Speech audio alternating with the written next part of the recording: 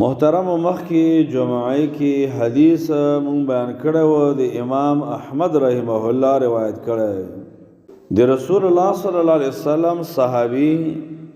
شداد ابن اوس رضی الله عنه یو خبر وکړه هغه خبره باندې تابعی ده یو قسم د هغه شاګرد ده خو هغه توجه پیدا وکړه چې دا تسوی او دا خبر باندې انکار وکړه تعجب وکړه چې دا خبره خو د ګناه خبره ده نو صحابه کرام دی الله نه یریدونکي خلک منیبین خلک وو الله ته ګرځیدونکي خلک وو فورا خپل خبره باندې رد وکړل او د هغه د ازاله د پاره او د کفاره د پاره یو بهترین حدیث مونږ ته بیان کړل دا سه حدیث چې هغه د سرو زرو نه د قیمتي سیزونو نه دنیا کې چې څومره دي هغه ټولو نه بهترین لا او دا د ما خبره نه ده رسول الله صلی الله علیه وسلم دا فرمایل دا حدیث بیان کړل چې کله خلک په دې کې لګیاوي کنزن ناس الذهب والفضه خلک لګیاوي سره او سپین جمع کوي په دې کې دوړ دوب دا منډه ده کوشش دا او سید او ځان ستړی کول دي رسول الله فرمایي اما امتا فکنذو هؤلاء الکلمات تاسو ځان سره دې کلمو خزانه جوړو خزانه ار یو انسان جوړوي خو د ما امتا تاسو ځان ته دې کلماتو خزانه جوړو تاسو سره جمع کو دا قیمتي کلمات دو کلمات مخکې جمعه کې بیان شول یو دا بلکې درې بیان شول نبی صلی الله علیه وسلم یو دی دین باندې د استقامت دعا وغوښته اللهم انی اسالک الثبات فی الامر والعزیمه علی الرشد دویم واسالک شکر نعمتک یا الله دې نعمت شکر دې ماته توفیق راک او دریم واسالک حسن عبادتک یا الله دې تا دې خاصه عبادت دغه توفیق راګمات تاغید نه سوال کوم پنځم څلورم نبی صلی الله علیه وسلم دا فرمایل دا قیمتي خزانه ده او قیمتي سوال امت ته دا امر ده چې ځان ته دې سوال نه خزانه جوړ کو هغه دا واسالک قلبا سلیما یا الله زه تانا قلب سلیم غواړم سلامتی والا زړه دې نه غواړم قلب سلیم سلامتی والا زړه دا ډېر لوی شی ده چې انسان ته قلب سلیم الله نصیب زړه ارچا کېشتا خو الله رب العالمین چې چاته قلب سلیم ورکی دته الله رب العالمین لوی ورکړه او دا ورونو دنیا کې مونږ چې ګورو دنیا کې انسان ته ډیر کارونه هغه لپاره سبب د خپل مال جوړي په مال باندې یو کار چې دا هغه وکړي کله کله انسان ته سبب اولاد جوړ شي دي بعض انسانانو اولاد هغه تابعدار فرمان بردار وي د بچوي د لپاره هغه پلار د لپاره پکار شي خو رب تعالی په خپل کتاب کې زو ته پوي کړیو چې دا سه اورید را روانه ده یوم لا ينفع مال ولا بنون دا سه اورید چې نه به زامن فائدہ ورکوي نه به مال فائدہ ورکوي فائدہ په باندې نه ملويږي فائدہ بچاته ملويږي رب فرمایي الا من اتى الله بقلب سلیم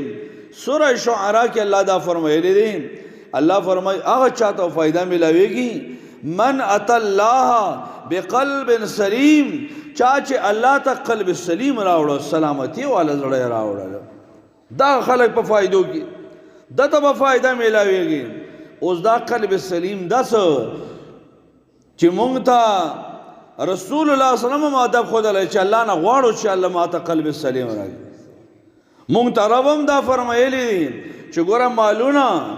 اولاد دا په فائدہ نه ورکوي چا سره چې قلب سلیم نه وي او دا قلب سلیم دا څه شي ورونو امام ابن کثیر رحمه الله خپل دا فرمایلی دي اسالم من الدنس والشرك کوم زړه چې د خیرې نه پاک ده د شرک نه پاک ده دا قلب سلیم. محمد ابن سیرین دا د ابو هريره د الله شاګرد لوی عالم دین تابعی ده. هغه فرمایي چې چا کې درې صفتونه وي دا سړی د زړه سالم زړه والا سړی ده، دا د روغ زړه والا سړی ده چې درې صفات درې خویونه یا درې عقیدې په چا کې. اولینۍ ده ان یعلم ان الله حق، چې د چا دا عقیده ده زړه کې دا یقین ده چې الله حق ده، الله موجود ده، الله واحد لا شریک ده، الله قدیر ده،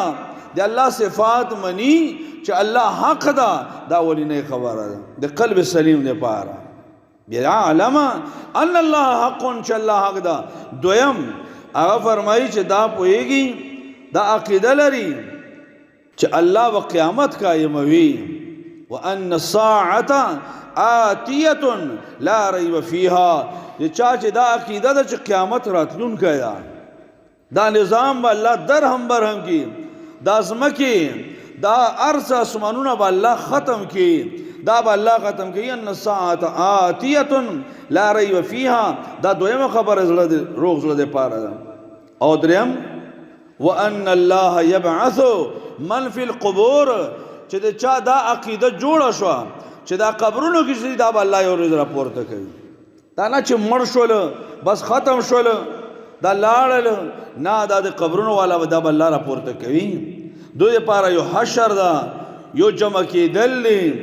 الله ته حضور ده. دغه چې د چا عقیده پخه وي یقین وي دغه زړه سلامتي والا ده. او ابو عثمان نسائپوری فرمایي چې قلب سلیم کوم زړه ده؟ قلب سلیم هغه زړه ده هغه السالم من البدعه، کوم زړه چې د بدعت نه پاک ده، مطمئن الى السنه، په سنت د رسول الله باندې خو مطمئن ده. ګوره دا زړه د بدعت نه پاکول، بدعي عقیدونه پاکول او په سنت باندې سړی مطمئن ده. دا زړه خوشاله چې الحمدلله الله ما ته په سنت باندې عمل توفیق را کړی ده. دا زړه مطمئن، دا زړه قلب سلیم ده، دا زړه به فائدہ ورکوي. نو زړه ورونو دا ډیر اهمیت لري. د ما او تا په کامیابی کې غټ کردار هغه د زړه ده. ذکر رسول الله صلی الله علیه وسلم فرمایي الا ان فی الجسد مضغه، انسان په د بدن کې و ټوکړه د غوښه ده، ور ټوکړه وړوکه ده، خو دومره غټ کمال لپاره اذا صلحت صلح الجسد كله، دا وړه ټوکړه صحیح وي نو ټول بدن به صحیح ده. و اذا فسدت، کله چې دا وړه ټوکړه خراب شي فسد الجسد كله،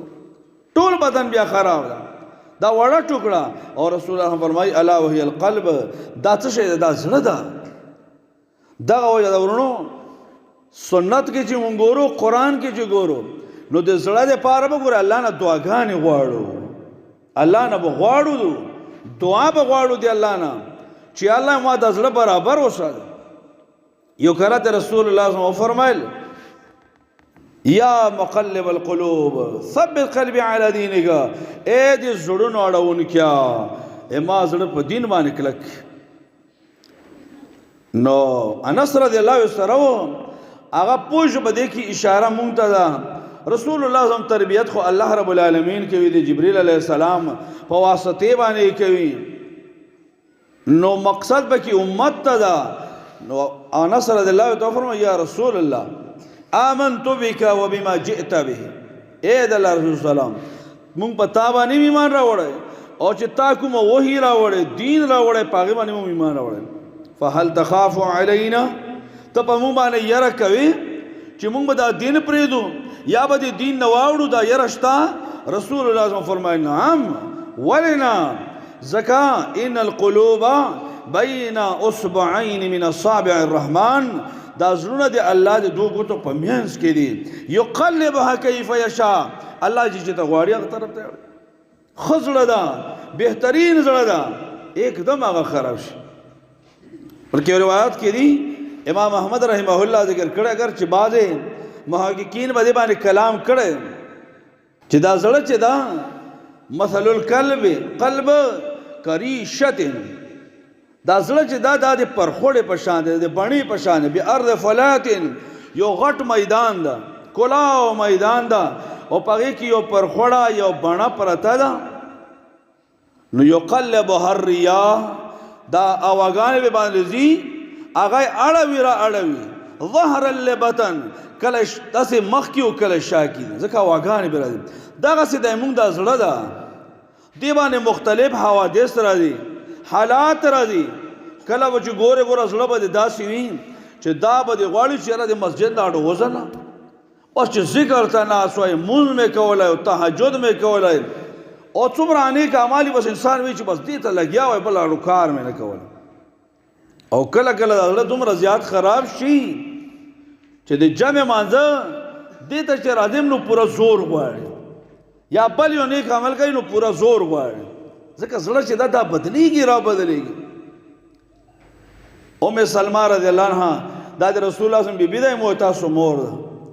هغې نه چا تپوس وکړه چې مورې چې رسول الله صلی الله علیه وسلم کله د تا په کور کې و نو کومه دعا به یې ډېره زیاته ویله ام سلمہ رضی الله عنها فرمایي چې نبي صلی الله علیه وسلم دا دعا ویله ډېره زیاته به دا دعا ویله یا مقلب القلوب ثبت قلبي على دينك اے دې زړونو اړونکیا ما زړه په دین باندې کلک دا دعا به رسول الله صلی الله علیه وسلم ما په کور کې ډېره زیاته ویله زړه ته به ډېره دعاګانې وه وګوره سورت آل عمران تاسو وګوره اول سر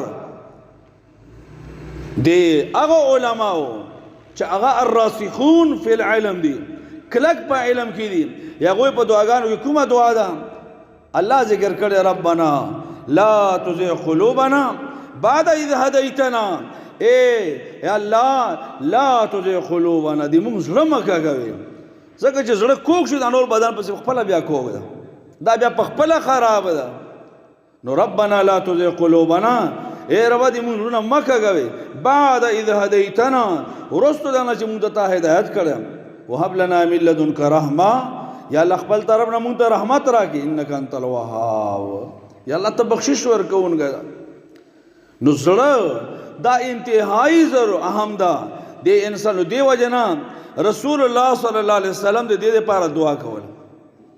الله مونږ ته د دعا چل ښودلی دی علم پخو علماو په دعاګانو کې دا دعا شامله به وي چې ربنا لا تزغ قلوبنا بعد اذ هديتنا وګورئ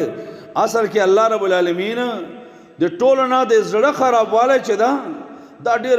ناکاره مرض ده ډېر ناکاره سوره حج کې الله رب العالمین فرمایي فإنها لا تعمى الأبصار ولكن تعمى القلوب التي في الصدور الله فرمایي نظرونه او د سترګې نه ړندېږي ولكن تعمى القلوب التي في الصدور په دې سینو کې دا زړونه چې دي اصل کې ړندواله دا ړندواله الله وایي چې سترګې نه ړندېږي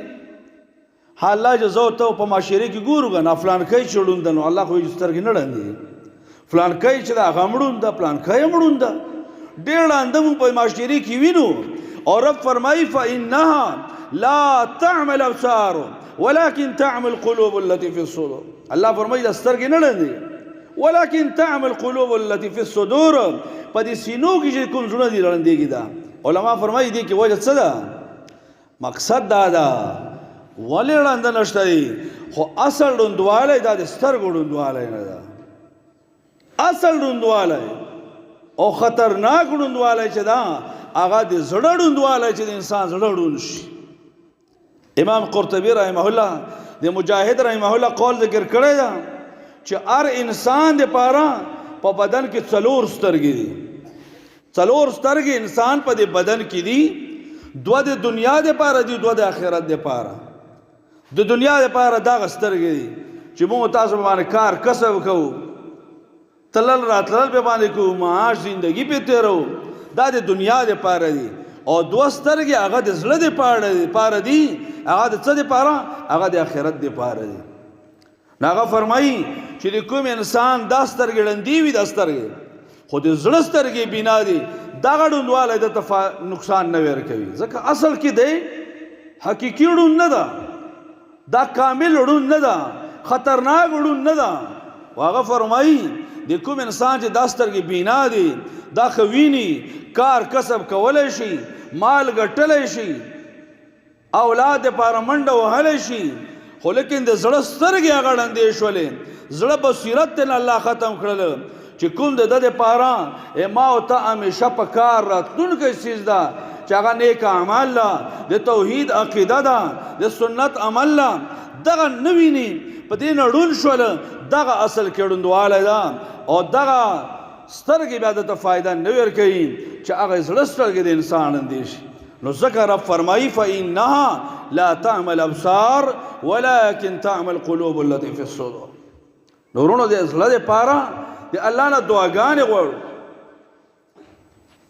او سوره صف کې الله رب العالمین فرمایي دا سخته سزا وي چې انسان دا زړه هغه واوړي کوږ شي سوره صف کې الله رب العالمین فرمایي فلما زاغوا ازاغ الله قلوبهم کہ اللہ فرمائی چې کله دوی کاږه شولو الله ورته زړونه کاږه منافقینو دپاره الله رب العالمین څه فرمایي ختم الله على قلوبهم الله ورته په دې زړونو مهر وواله ګوره بیا فایده هېڅ هم نه ورکړي منافقین هغه څومره الله په زړونو ته مهر واله نو بلکل داسې ده چې یو خبره به یې کوله نو څه انسان حیران شي عبداللہ ابن ابی دا مشهور منافق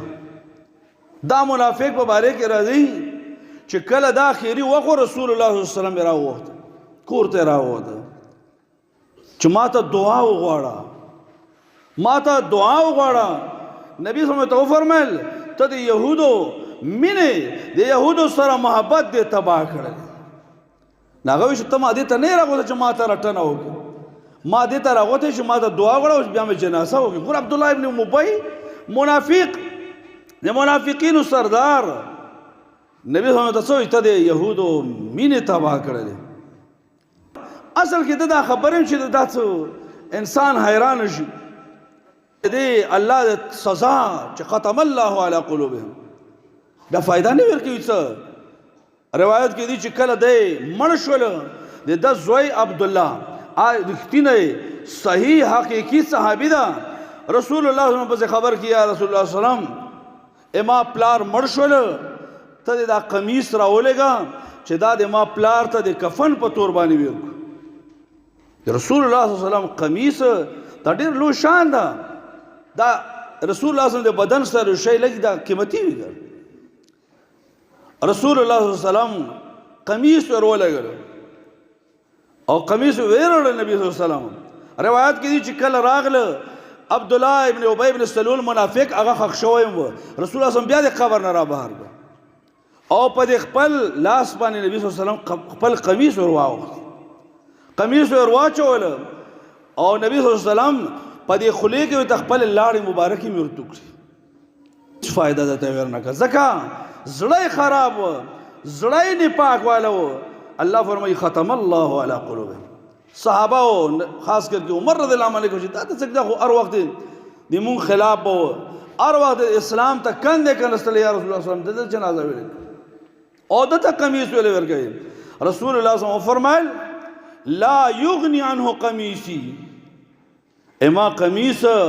اما خط دته هیڅ فائدہ نه ورکوي وجه صدا وجه د ورکولو دا چې د په وجه سبا د خزرج قبیله نور خلک مسلمانان شي او ډېر منافقینو د رسول الله صلی الله علیه وسلم چې دا اخلاق ولید نو د دې وجه نه حقيقي او صحیح مسلمانان دي ګوره دې ظالم ټول عمر د رسول الله صلی الله علیه وسلم خلاف کړی و منافقت کړی و سردار او تر دې چې د رسول الله صلی الله علیه وسلم په بیبي باندې د تهمت لګولم اصلي سیرا د بدن والذي تولى كبره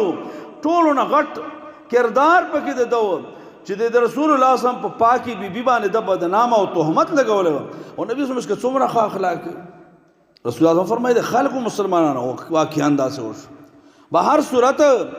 منافقینو ته لوی سزا الله څه ورکا هغه د زړه سزا الله ورکا ختم الله علی قلوبهم بیا زړه نه برابرې نو د دې وجه نه الله نه سوال کول پکاري چې الله دې موږ زړه سالم وساتي یا الله موږ ته قلب سلیم راکې یا الله سلامتی والا زړه راکې د زړه متعلق د الله نه دعا ډیره غوښتله پکار ده خاص کر کے دا دعا چې یا مقلب القلوب ثبت قلبي على دينك، خاص کر کے دا دعا چې واسألك قلبا سلیما، خاص کر کے دا دعا چې ربنا لا تزغ قلوبنا بعد إذ هديتنا وهب لنا من لدنك رحمة إنك أنت الوهاب. الله دې مو تاسو عمل کولو توفیق راکړي.